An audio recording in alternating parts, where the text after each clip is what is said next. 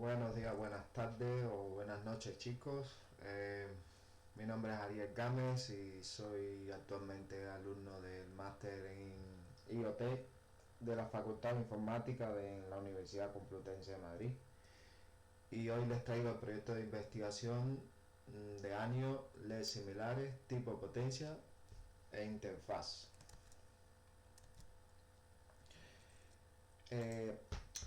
Podríamos pensar en los que son los LED, ¿no? Que no son todas luces iguales, se puede decir. Podríamos pensar en el punto rojo de nuestra televisión cuando está en modo en espera, o cuando encendemos la televisión, que aparecen todo, o sea, podemos ver las películas en 4K actualmente. Se puede mencionar que aunque ambos sistemas utilizan LED, su función y modo en que se controla radican distintos. Por ejemplo, un punto rojo en la tele cuando está apagada es un mensajero que está informando en el estado que se encuentra la tele. Y cuando la tele está encendida, es como una orquestación, un grupo de luces que trabajan perfectamente en armonía. Pero bueno, ¿qué cosa es el componente este electrónico que tenemos aquí? Pues antes de empezar de los LED, podemos mencionar que la sigla de LED viene de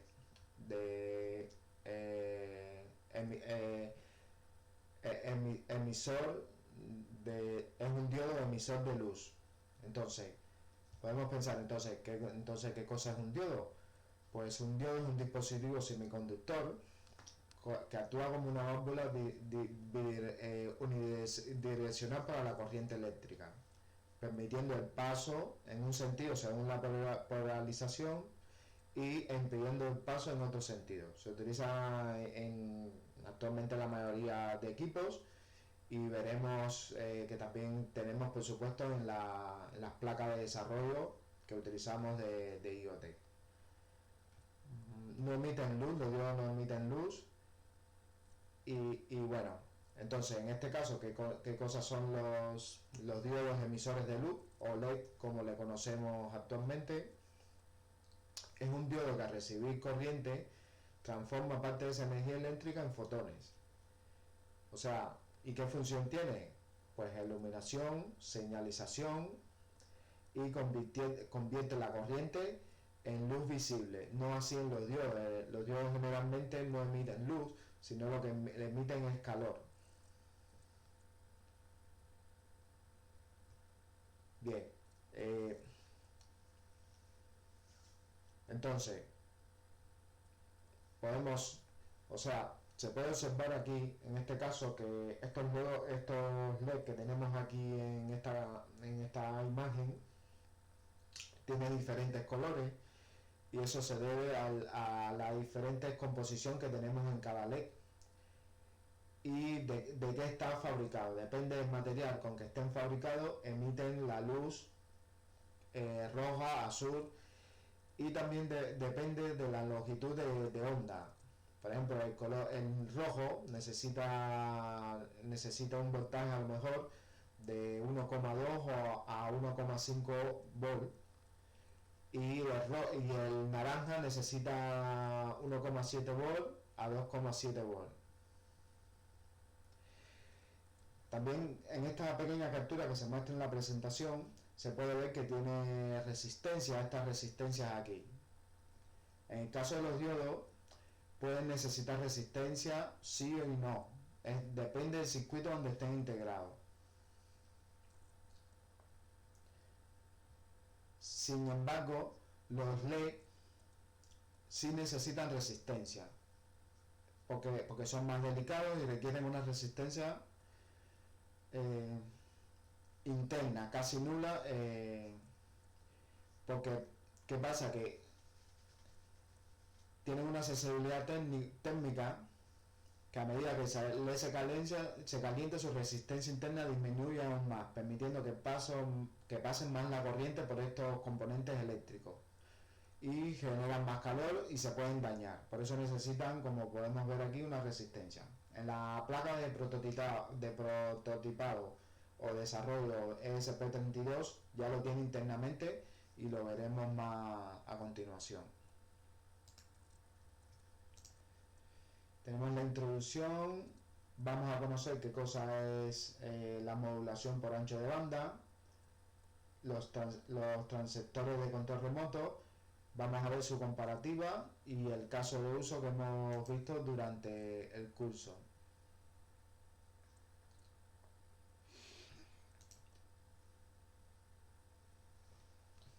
En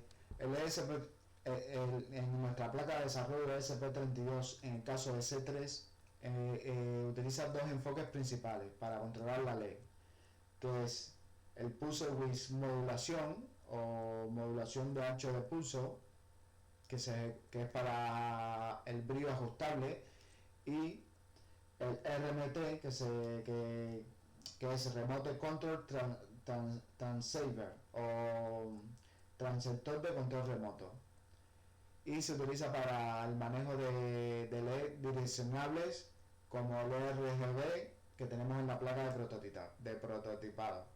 Entonces comencemos con el arte de la modulación por ancho de pulso.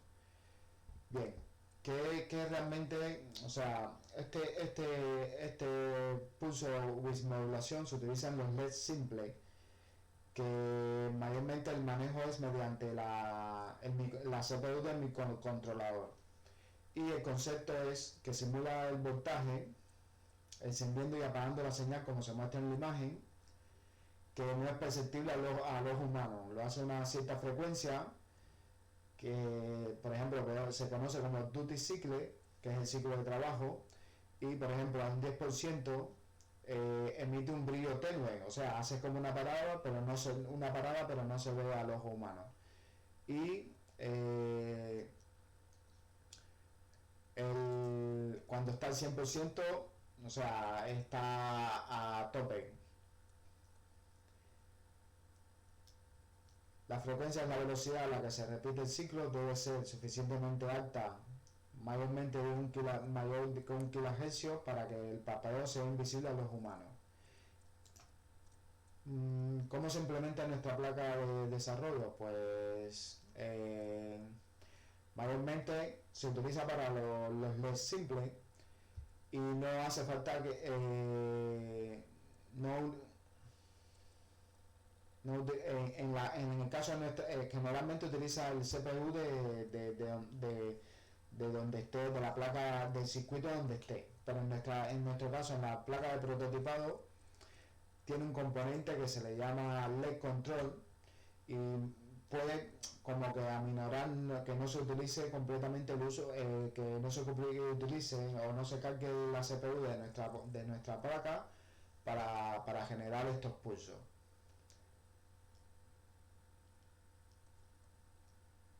Vale, se configura el temporizador, los pasos, se configura el canal y se cambia la señal. Bien, aquí podemos encontrar las limitaciones, que si tenemos una cierta cantidad de LED y necesita un mensaje único, el pulso width modulación o módulo de ancho de pulso es excelente para controlar la intensidad global de uno o más LED que actúan al unísono. Sin embargo, las tiras de LED o LED strike, que veremos adelante, que es el componente que hemos utilizado para el manejo de los LED,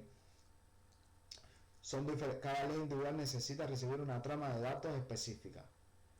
O sea, que el pulso width modulación no puede generar esta secuencia de datos compleja y con temporización precisa, necesita un nuevo enfoque. Y este enfoque se llama el RMT o transceptor de control remoto. ¿Cómo funciona de forma en síntesis el transceptor de control remoto? Pues, como podemos ver en su definición sacada de la documentación de Expressi, es un periférico versátil diseñado para generar y recibir secuencias de pulso con un temporizador extremadamente exacto. Aunque fue diseñado originalmente para protocolos de control remoto, su precisión lo hace perfecta para los estrictos requisitos de temporización de protocolos LED.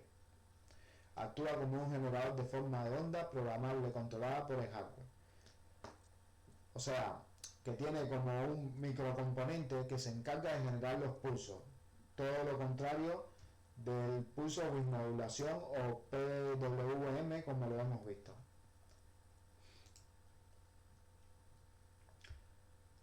Como bien mencionaba, el componente LED Strike o tira de LED que utiliza transistor de control remoto y tiene un proceso de 3 etapas.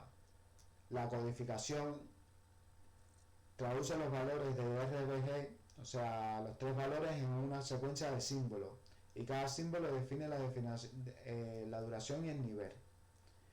Luego pasa la transición automática al periférico de transistor de control remoto. Toma estos símbolos y los envía por el pin GPIO con una temporización perfecta gestionada por el hardware. Mencionar que en el caso anterior del pulso bismodulación o modulación de ancho de banda, mayormente es la relación con los pines GPIO es 1 a 1, o sea, si tienes 10 LED normales deberías conectarlo a 10 pines GPIO en nuestra placa de prototipo. Sin embargo, se puede hacer uso de algún otro componente para poder un poco descentralizar el uso y utilizar menos pines GPIO.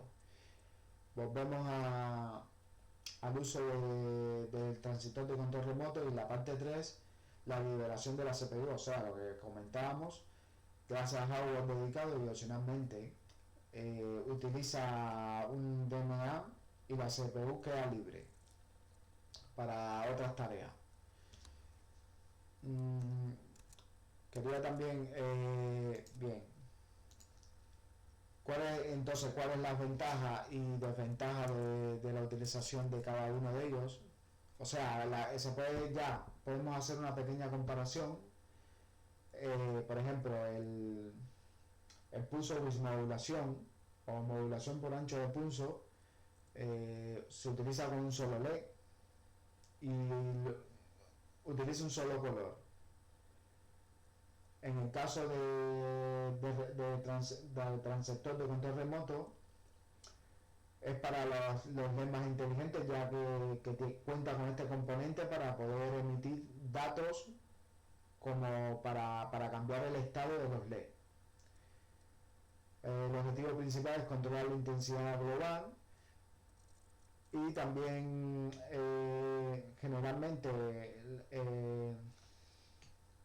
los pulsos de bismodulación se utilizan para mostrar el estado, ¿no? Como mencionaba al principio de la presentación de la tele, cuando aparece en rojo apagada es que muestra el estado que está apagado. Y en el caso de RMT o transistor de control remoto, ya se utiliza o sea, inteligentemente es como si la tele estuviera encendida, muestra el funcionamiento de esos LED. En nuestro caso de nuestra placa de desarrollo IoT, en este caso del ESP32, es simple, de bajo costo y consume poco, o sea, no consume casi batería. Sin embargo, en el RMT se pasa la balanza a otro estado. Es preciso, escalabilidad y control individual de cada LED, pero el consumo de la batería aumenta y también el precio son mucho más caros en el mercado, todo lo contrario a los LED simples. Vamos a ver el caso de uso que hemos utilizado en clase, que lo utilizamos en el ejemplo Blink dentro de los ejemplos de Expressi, y vamos a analizar el código. Hacer mencionar que este LED puede utilizar el LED RGB o el LED de estado, en este caso de la placa SP32, que lo veíamos, que lo cambiábamos en el menú config.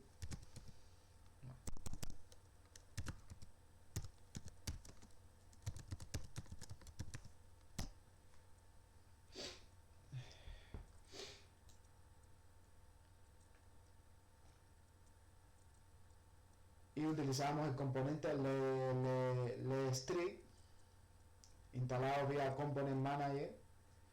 Por ejemplo, aquí podemos ver que cuando llegamos a la configuración le estábamos ya diciendo si iba a utilizar el componente o íbamos a utilizar directamente un LED conectado a GPIO, como es el LED rojo que te muestra el estado, si está recibiendo energía o no la placa.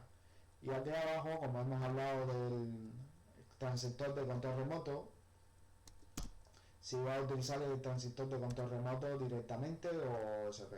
Y lo que veíamos, configurábamos el pin que va a utilizar, ya sea en modo modulación por ancho de pulso o por transistor de control de remoto. Y aquí se cambiaba la frecuencia del duty que mencionábamos. Aquí no se ve.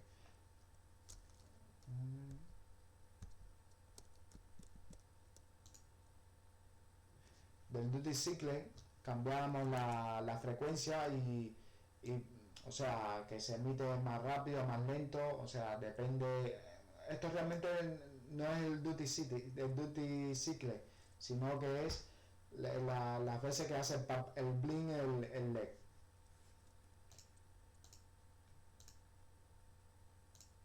Vale, comenzamos analizando el código.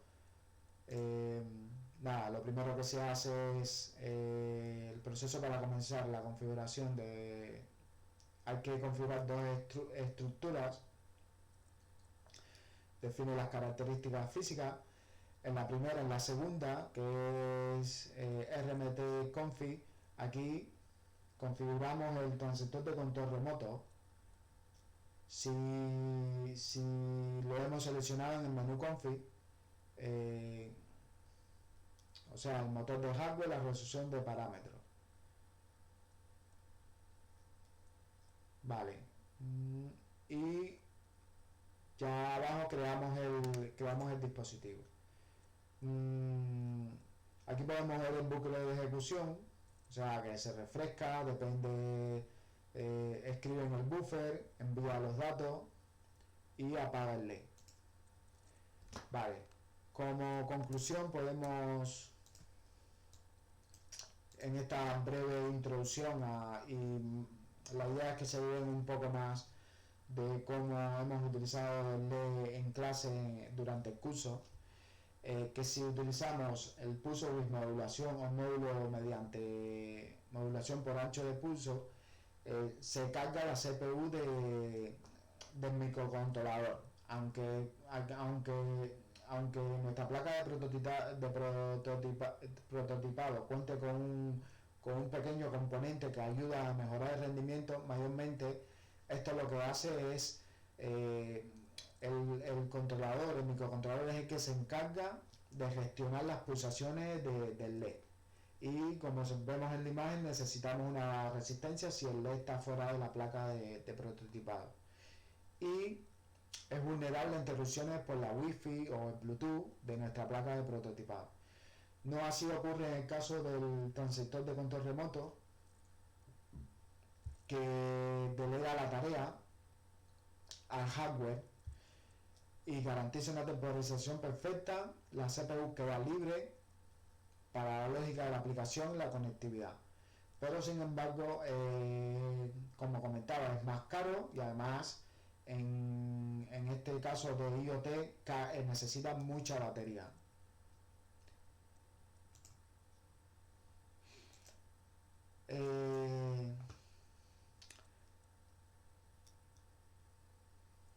Vale, esto es para el modulación por ancho de pulso, es para el control del brillo. Es simple, eficiente y directo. Y en el caso es direccionable, maneja trama de datos con la precisión que exige el hardware. Bien, y hasta aquí espero que se les haya servido esta pequeña introducción y bueno, nos vemos durante el curso.